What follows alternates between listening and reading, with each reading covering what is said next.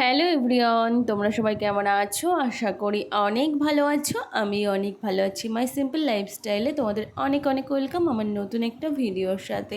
তো তোমাদের সবাইকে জানাই বিশ্বকর্মা পুজোর অনেক অনেক শুভেচ্ছা। তো এবছর প্রথম বছর আমার বাড়িতে আমি বিশ্বকর্মা পুজো দিলাম।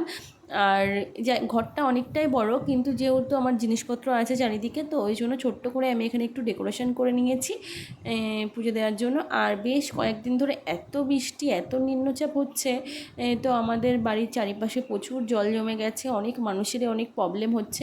তো আমি ভাবতেই পারিনি যে পুজোটা দিতে পারবো। তো ভগবানের আশীর্বাদে বিশ্বকর্মা পুজোর দিন কিন্তু কোনো প্রবলেম হয়নি। সেদিন ওয়েদারটা অনেক সুন্দর ছিল। আর অনেকেরই একটা ধ্যান ধারণা হয় যারা ভিডিও বানায় তাদের কোনো কাজ থাকে না, খালি ফোন নিয়ে তারা ভিডিও বানাতেই থাকে সারাদিন। তো তোমরা আমার কাজ আছে কিনা একটু দেখে নাও।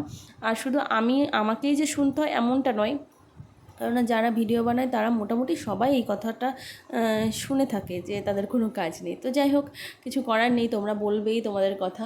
আর আজকে ভোগের দায়িত্ব সব আমি দিয়ে দিয়েছি আমার কাকি শাশুড়িকে। তো আমার কাকি শাশুড়ি খুব সুন্দর ভোগ বানায়, শুধু ভোগ না, উনি রান্নাবান্নাও খুব ভালো করে। তো যেহেতু কাকি হেল্প করে দিচ্ছে ওই জন্য আমার একটু কষ্টটা কমই হয়েছে। আর মাও এসছে, বোনও এসছে। তো মাও আমার অনেক হেল্প করে দিয়েছিল, নাহলে আমি একেবারেই পারতাম না, কারণ একটা পুজোর সব কিছু গোছানো তো একার পক্ষে সম্ভব না। আর এদিকে দেখো মা হলো নিচেই ফল বানাচ্ছে, আর আমি কি করছি বলো তো। তো সকাল থেকে ভাবছিলাম যে তালের মালপোয়া বানাবো, তো সেটা আর হলো না, কেননা মাখাটা সেরকম ভালো হয়নি। তো যেহেতু ব্রাহ্মণ একবার এসে চলে গেছে, তো তাড়াতাড়ি করতে হবে। তো দেখো, মানে ঠিক মালপোয়াও হলো না, বড়াও হলো না, কেমন হলো বুঝতে পারছি না। তো দেখো কেমন হয়েছে, এরকম হচ্ছে কিন্তু। এটা ঠিক বড়াও বলবো না, আবার মালপোয়ার শেপেও এখন তো আসলো না, বড় হলো না। তো যাই হোক, ভগবান যেরকম চাইবে সেরকমই হবে। তো এ দেখো বানিয়েছি। তো এরকমই বানাচ্ছি, কেননা খুব তাড়াতাড়ি করে বানাতে হবে। দুই গোপাল, এই যে ছোট্ট গোপাল আর বড় গোপাল। তা ছোট্ট গোপালকে বড় গোপাল আজকে স্নান করে সাজিয়ে গুজিয়ে এখন পুজোর ওখানে নিয়ে যাচ্ছে নিচে। আর এটা তো আমাদের দোতলায় পুজো করি, ঠাকুর ঘর, তো আজকে পুজোটা তো নিচেই হবে। তো শান্তনু ওই জন্য নিয়ে যাচ্ছে গোপালকে সাজিয়ে। যাও। তো ব্রাহ্মণ চলে এসছে আর পুজো শুরু হয়ে গেছে, আর আমি এখনও রেডি হয়ে আসতে পারিনি পুজোর এখানে। তো শান্তনু এই ভিডিও ক্লিপটা তুলে দিয়েছিল আমার।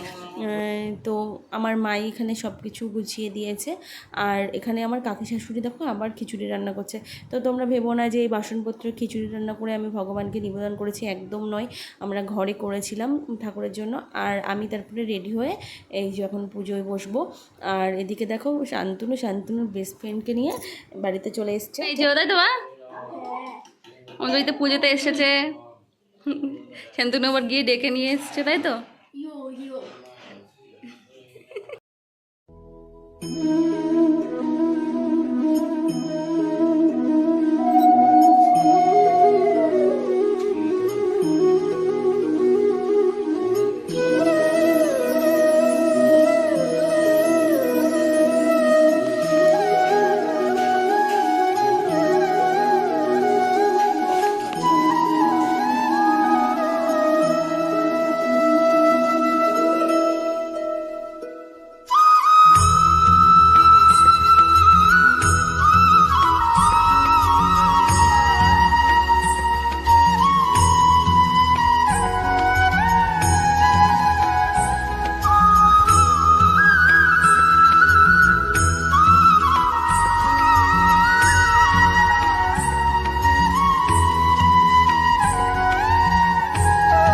এখন আরতি হচ্ছে, তো আরতি হওয়ার পরে তারপরে আমি পঞ্চপ্রদীপটা নিয়ে বাইরে সবাইকে তাপ দিতে চলে এলাম।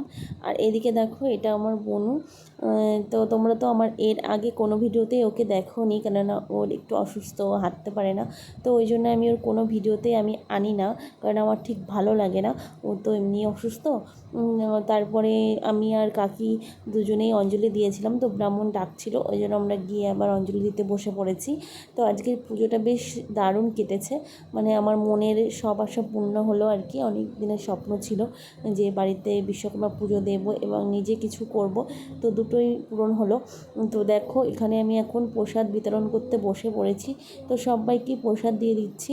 আর আজকের ভিডিওটা কিন্তু এখানেই রাখছি, দেখো আমি নেক্সট ব্লগে। ততক্ষণ তোমরা ভালো থেকো, সুস্থ থেকো, সাবধানে থেকো। আর যারা এখনও আমার চ্যানেলটা সাবস্ক্রাইব করেনি তারা প্লিজ আমার চ্যানেলটা সাবস্ক্রাইব করে পাশে থেকো, সাথে থেকো। আর ভিডিওটা কেমন লাগলো অবশ্যই কমেন্টের মাধ্যমে জানি।